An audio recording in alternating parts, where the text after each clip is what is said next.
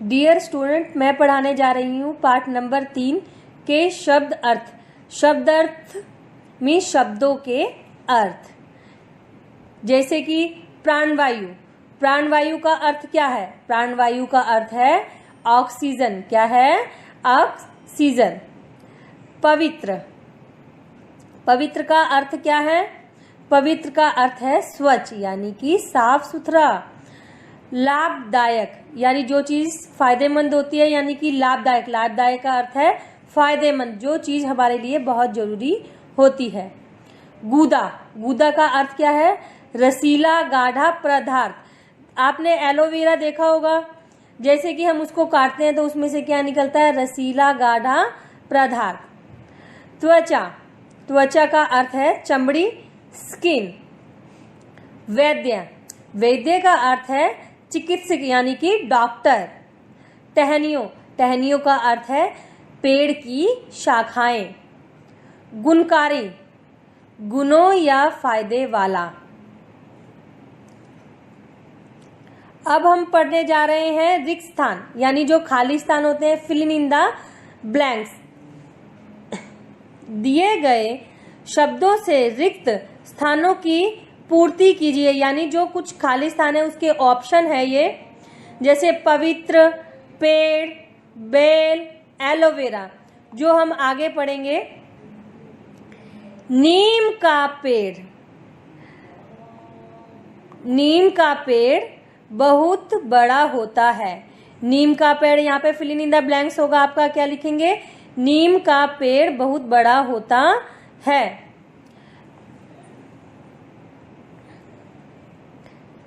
दूसरा है एलोवेरा, यानी एलोवेरा का जो गूदा होता है वो त्वचा में निखार लाता है। तुलसी का डैश माना जाता है, यानी कि तुलसी को पवित्र माना जाता है। क्या माना जाता है? पवित्र। 4, ग्लोए का पौधा डैश के रूप में उगता है। किसके रूप में उगता है? बेल के रूप में। किसके रूप में उगता है? बेल के रूप में उगता है। अब इसके बाद हम करेंगे भाषा की बात, जो हमारी लेसन 3 नंबर की ग्रामर है। जो शब्द संज्ञा के स्थान पर प्रयोग किए जाते हैं वह सर्वनाम कहलाते हैं। सर्वनाम किसे कहते हैं? जिसके शब्द, जो शब्द संज्ञा की जगह, स्थान होता है, जगह पर प्रयोग किए जाते हैं, उन्हें सर्वनाम कहते हैं। जैसे मैं, तुम, वे, उसका इत्यादि। सर्वनाम के मुख्य 6 भेद होते हैं। इसके कितने भेद होते हैं? सर्वनाम के 6 भेद होते हैं, जिनका नाम है, पहला पुरुषवाचक सर्वनाम। पुरुषवाचक सर्वनाम, इसके 3 उपभेद हैं। इनके भी भेद के भी क्या होते हैं? उपभेद। जैसे कि पहला है उत्तम पुरुष, मैं, मेरा, मुझे इत्यादि। मध्यम पुरुष, यानी कि मीडियम, तुम, तुम्हारा, आप इत्यादि। अन्य पुरुष, जैसे कोई और होता है, अन्य यानी कोई और। अन्य पुरुष, वह, वे, उन्हें इत्यादि। अब सर्वनाम का दूसरा भेद है निश्चयवाचक सर्वनाम। जैसे निश्चयवाचक सर्वनाम में जिसका हमें निश्चय हो, जिसके बारे में हमें पता हो, तो हम उसे क्या कहते हैं? निश्चयवाचक सर्वनाम। जैसे यह, वह। तीसरा अनिश्चयवाचक सर्वनाम। अनिश्चयवाचक, जो अनिश्चित होता है, जिसके बारे में हमें पता नहीं होता, वह अनिश्चयवाचक सर्वनाम। जैसे कोई, किसी। प्रश्नवाचक सर्वनाम, जिसे हमें किसी से प्रश्न करना है, यानी क्वेश्चन करना है। जैसे कौन है, कहाँ है, यानी कौन, कहाँ। 5, निजवाचक सर्वनाम, यानी निजवाचक स्वयं, खुद के लिए जो निजी होता है, निजवाचक सर्वनाम। जैसे स्वयं, खुद। संबंधवाचक सर्वनाम, जिससे हमारे संबंध होते हैं, रिलेशन होते हैं, उसे संबंधवाचक सर्वनाम कहते हैं। जो, सो, जिसकी, उसकी। अब हम इसे विस्तार पूर्वक पढ़ते हैं। नीचे लिखे वाक्यों में से सर्वनाम शब्दों को रेखांकित करके वाक्यों के सामने लिखिए। जैसे तुलसी का पौधा स्वयं एक वैद्य है। स्वयं क्या होता है? अभी मैंने आपको बताया था। देखिए, स्वयं, स्वयं क्या है?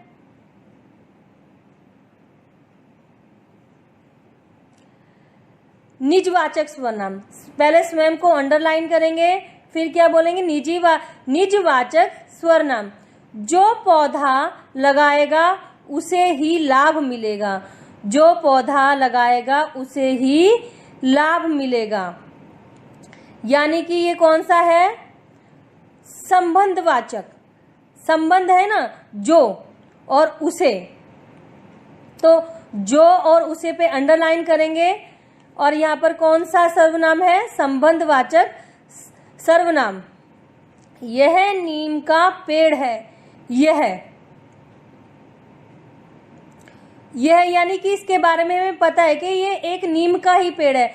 तो हमारा निश्चय, निश्चय यानी कि निश्चय सर्वनाम, हमें निश्चय ही पता है कि यह एक नीम का पेड़ है। यह को हम अंडरलाइन करेंगे और निश्चयवाचक सर्वनाम। कोई कोई पौधा किसी काम नहीं आते। कोई कोई पौधे किसी काम नहीं आते। कोई कोई यानी कि हमें इसके बारे में कुछ भी पता नहीं है। तो ये कौन सा सर्वनाम है? अनिश्चयवाचक सर्वनाम। कौन सा वाचक है? कोई कोई, जिसके बारे में पता नहीं है, तो वो अनिश्चयवाचक सर्वनाम। ख, निम्नलिखित सर्वनाम के भेदों का एक एक वाक्य उदाहरण के तौर पर लिखकर सर्वनामों को रेखांकित कीजिए।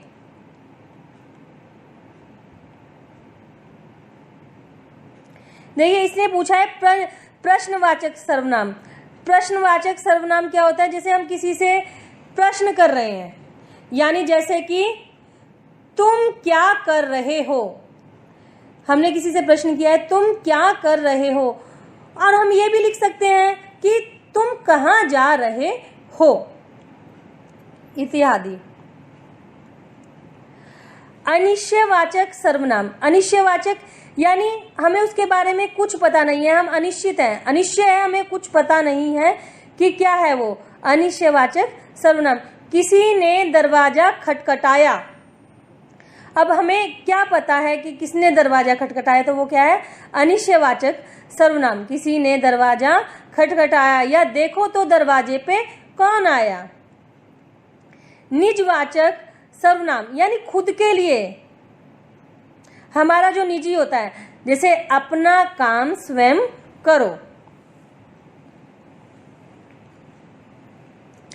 निम्नलिखित शब्दों के दो दो पर्यायवाची शब्द लिखिए। पर्यायवाची होते हैं जो समानार्थी शब्द होते हैं, उन शब्दों के अर्थ।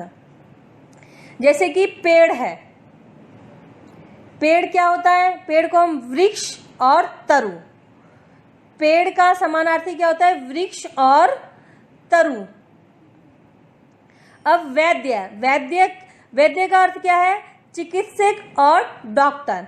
वैद्य का अर्थ क्या है? चिकित्सक और डॉक्टर। अब घर का पर्यायवाची क्या है जो समानार्थी होता है? गृह और सदन। खून का अर्थ क्या है? लहू और रक्त। क्या है खून का समानार्थी शब्द? लहू, रक्त। क्योंकि पर्यायवाची के कई शब्द निकलते हैं, जैसे समानार्थी शब्द, शब्द अर्थ, पर्यायवाची, जिसके अर्थ समान निकलते हो वो कौन से होते हैं? पर्यायवाची शब्द। घ, निम्नलिखित वर्ण संयोग को देखकर शब्द लगाइए। अब हमने पहले दूसरे लेसन में पढ़े थे वर्ण का विच्छेद कीजिए, यानी सब अक्षर समान लिखे हुए थे, उनको विच्छेद करके हमने अलग अलग लिखा था।